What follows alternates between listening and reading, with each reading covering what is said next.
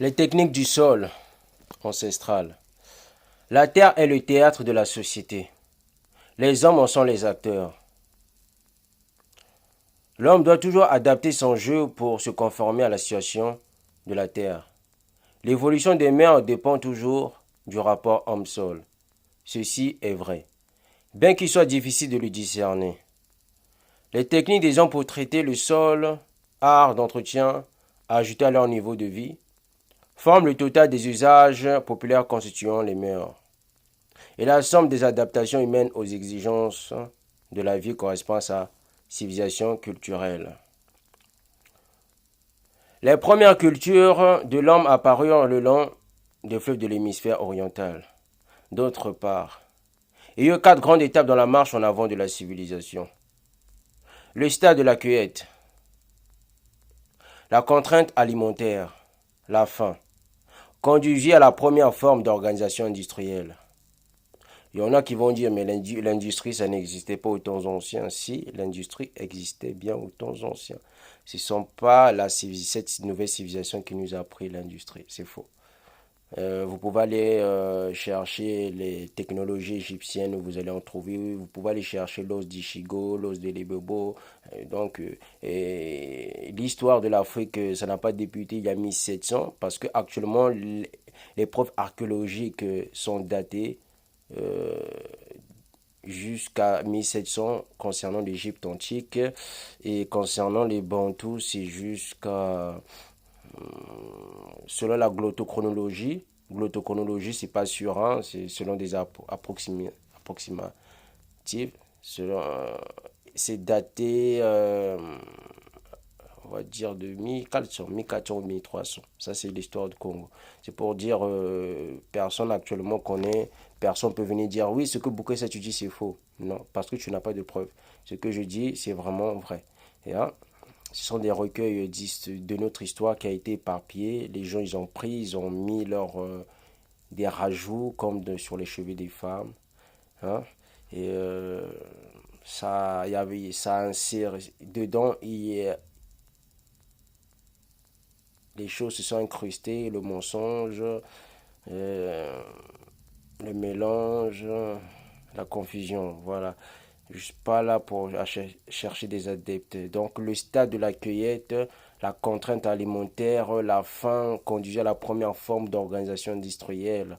Les chaînes primitives de cueillette de la nourriture, la ligne des marcheurs de la faim, parcourant un pays en glanant la nourriture, s'étendait parfois sur une quinzaine de kilomètres. Ce fut le stade primitif de culture nomade et c'est le mode de vie des Bushman d'Afrique d'aujourd'hui.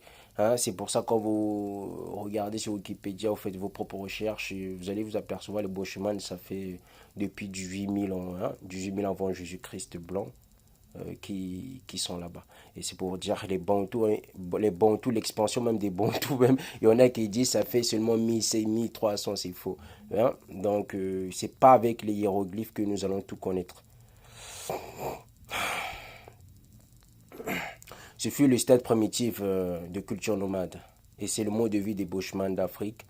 Maintenant, prenons le stade de la chasse. L'invention des armes outils permis aux hommes de devenir des chasseurs et de se libérer ainsi en grande partie de l'esclavage et de la nourriture. Les hommes des razis devinrent des chasseurs, des trappeurs experts en barrant les rivières. Ils prenaient de grandes quantités de poissons dont ils séchaient le superflu en prévision de l'hiver. De nombreuses formes de pièges et de traquenards ingénieux furent employés pour attraper le gibier. Mais les races les plus primitives ne chassaient pas les animaux de grande taille. Les races primitives, ce sont les noirs. La vie pastorale apportait une intégration supplémentaire de coopération sexuelle.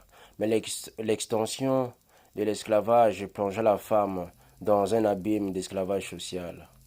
Aux époques primitives, donc au premier temps, aux temps anciens, l'homme avait la charge d'assurer la nourriture animale, donc dit que la femme devait fournir les légumes comestibles. La dignité du statut de la femme s'abaissa donc considérablement dès que l'homme entra dans l'ère pastorale de son existence. La femme dut encore travailler pour produire les aliments végétaux nécessaires à la vie. Alors que l'homme n'eut plus qu'à recourir à son troupeau pour fournir de la nourriture animale en abondance. L'homme devint ainsi relativement indépendant de la femme, et le statut de la femme déclina régulièrement pendant tout l'âge pastoral. Excusez. Vers la fin de la période, la femme n'était guère plus qu'un animal humain, réduit à travailler à apporter la descendance de l'homme. Tout comme les animaux des troupeaux sur qui l'on comptait pour travailler mettre bas leurs petits. Prenons maintenant le stade agricole. Nous avons parlé de le stade agricole. Nous avons aussi parlé du stade de la chasse. Et nous avons aussi parlé le stade de la cueillette en premier, deuxième stade de la chasse, troisième le stade agricole et nous allons terminer par l'agriculture. Ça, une personne qui écoute attentivement cette vidéo à plusieurs reprises va comprendre l'exode qui arrive en 2000 à partir, selon Nostradamus et selon les prévisions apocalyptiques de datation prophétique. Vous allez beaucoup apprendre concernant l'agriculture. L'agriculture fait plus que quadrupler le rapport homme-sol du monde. Elle peut se combiner avec les occupations pastorales du stade précédent. Quand les trois stades se chevauchent, l'homme classe et la femme cultive le sol.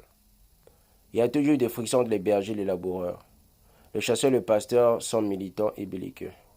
L'agriculture est plus pacifique. L'association avec les animaux suggère la lutte et la force. L'association avec les plantes instille l'esprit de patience, de quiétude et de paix. L'agriculture et l'industrie sont les activités de la paix. Mais leur faiblesse commune en tant qu'activité sociale sur le plan mondial est leur monotonie et leur manque d'aventure.